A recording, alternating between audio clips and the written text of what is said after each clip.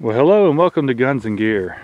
And walking around my camp this morning, I'm still at my deer camp 2010. There's my fire pit. You can see, or at least I hope you can tell, there's frost on everything.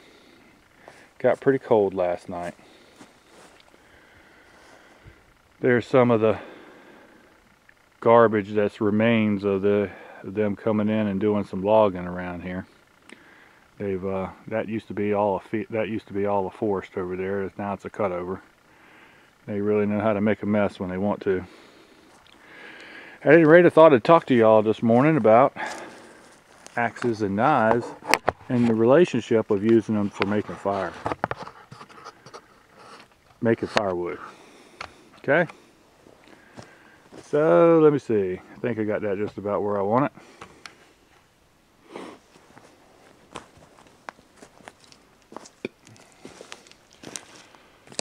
Now, there's a lot of folks that have made videos and they promote the big knife. And I like the big knife. I always have. This is a cold steel Trailmaster, and shoot, I've had this since the late 80s, maybe early 90s. But anyway, this is a stout blade. It's very thick, about 1/4 inch, made of their carbon 5 steel, which is a high carbon steel. And if you can tell, I'll try to get this a little closer so you can tell, I've reprofiled that edge, and I did that because I kind of like a convex edge for a heavy use big knife. For me, it just works better, lasts longer, and the edge is tougher. That's a very capable knife. You can, it's got a lot of heft to it, and you can really beat on some pretty thick limbs, or maybe even a small tree, and cut it down. Not near as well as you can with this right here. This is just a little old hatchet. Okay. Here's another big blade, and folks have shown knives such as this on their videos, and cutting wood and batoning and things of that nature, and as you can see, mine has just been beat to pieces. Matter of fact, I've tried my best to break this knife, and I've been unable to do it. This is the RTAC, not the RTAC 2, but the original RTAC, made by Ontario. And this is a good stout knife. It's 1095 carbon steel, and I don't much care for the black coating on it, but it helps protect it a little bit. I haven't reprofiled the edge on this because this blade is thin, and I haven't seen the need to do it yet. And I've had this knife for a good while when they first came out.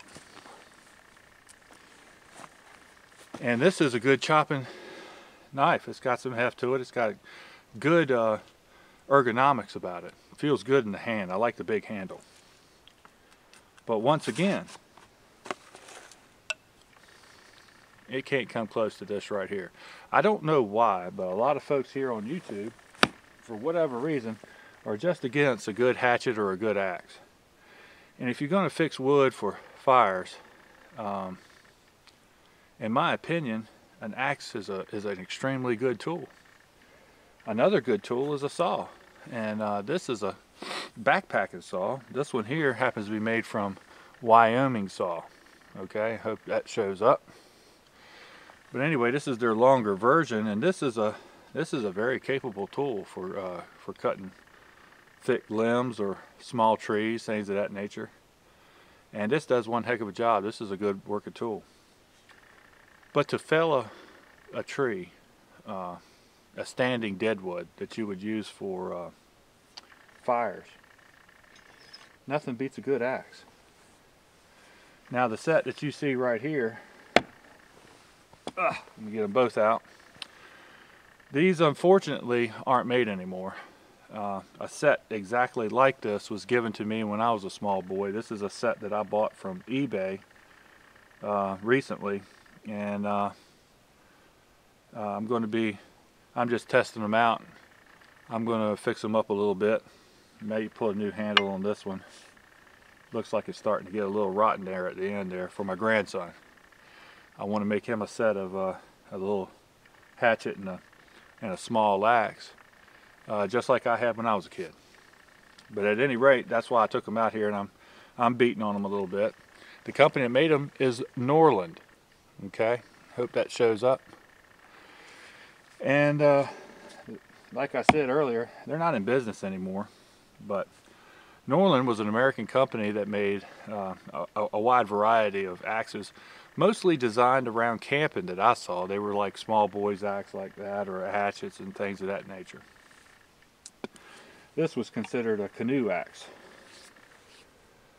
But let me tell you how I came to get them. Went into the general store, and I was a small boy, and I just had to have this hatchet, or one like this. The one that I have is at home, mine. Had to have it, just had to have it. And the main reason was that head reminded me of a tomahawk. And you know, Davy Crockett and Daniel Boone were very popular shows when I was a boy, and I wanted to have me a tomahawk so I could go out in the woods and be like Daniel Boone or Davy Crockett.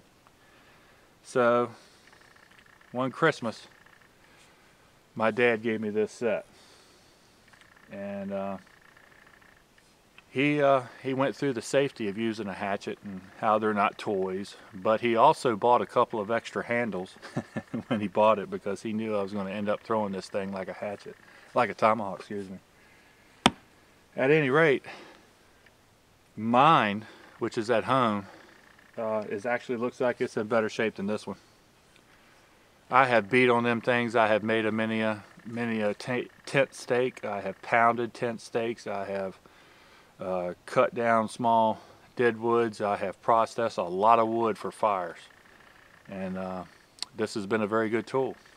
And to be honest with you, there's not a whole lot of weight difference between this big knife right here and this hatchet.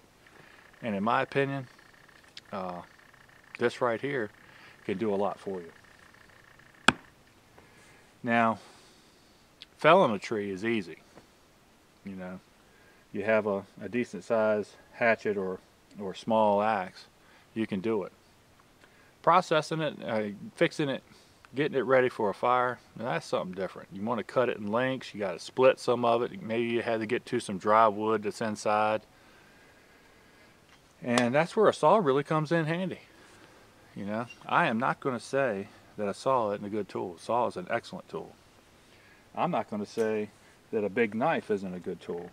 I think in some cases, especially messing with the smaller wood, you know, 3 inches, 2 inches in diameter, things like that, or maybe even some smaller limbs that you want to split and quarter to make a fire with. A knife is an excellent tool, okay, but you really don't need a knife that big. I've been camping today with 2 very small knives, and here's one of them right here. I showed you one in an earlier video. Here's the one I've used on the last couple of trips I've been on, and I'm just tickled to death with how it's performed. This is a Bark River Bravo, okay, and it has a very thick, stout stock, as you can see, and it also has a convex edge. This is sort of like a custom production knife, so to speak. These folks really do a great job. At any rate, I've been beating on this knife for a while, and this really holds its edge well. It's made of A2 steel, which is a high carbon steel, and it's just an excellent little knife. But notice the length of the blade. The length of the blade is just a little bit over 4 inches. Okay, it's not a big knife, but you know what? You can carry it all day in your sheath, and when you're camping, you're doing a lot of kneeling, you're doing a lot of bending, you're doing a lot of maneuvering around, and look at here. this really doesn't take that much room on my side, and when I kneel down, it's not stabbing into me. It's not gouging my leg or the fat on the side of me. It's a pretty good knife. So think about that. Once again, these are just my opinions, and for the folks that like to use the big knives, have at it, brothers, and enjoy your camping. Just hasn't been I just haven't had the same, I guess, results as they have. I guess it really comes down to what you really like. If you really like a big knife and you want a big knife, then you'll make that big knife work. But you can't make the analogy that a big knife is better at chopping than an axe. To me, it's kind of ludicrous. But I can take either one of them two hatchets and I can outperform either one of those two knives with ease. Burning less calories for folks that are worried about that might be in a survival situation.